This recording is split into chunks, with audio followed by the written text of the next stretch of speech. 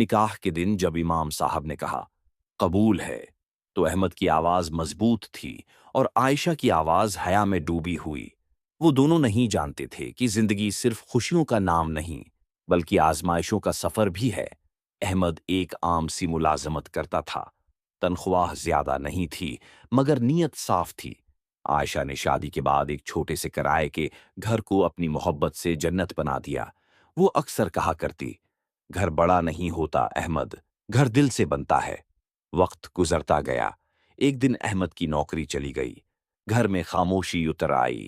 احمد کی آنکھوں میں بے بسی تھی، وہ رات کو سجدے میں گر کر روتا اور کہتا، یا اللہ، میں اپنی بیوی کو پریشان نہیں دیکھ سکتا۔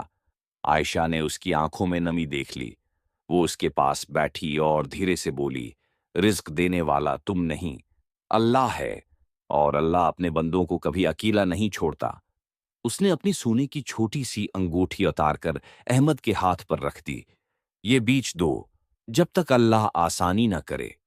احمد کی آنکھوں سے آنسو بہہ نکلے، یہ تمہاری امانت ہے۔ عائشہ مسکرائی، میرا سب کچھ تم ہو اور اللہ پر یقین۔ چند ماہ آزمائش میں گزرے، کبھی فاقہ، کبھی ادھار، کبھی صرف دال اور روٹی، مگر گھر میں شکوہ نہ تھا، صرف دعا تھی۔ ہر فجر کے بعد دونوں ہاتھ اٹھا کر دعا کرتے، اور ایک رات احمد کو ایک پرانی کمپنی سے فون آیا، نئی نوکری، پہلے سے بہتر تنخواہ اور عزت کے ساتھ۔ احمد سجدے میں گر گیا، یا اللہ، تیرا شکر ہے۔ اس نے عائشہ کو خوشخبری دی۔ عائشہ کی آنکھوں میں آنسو تھے مگر اس بار شکر کے۔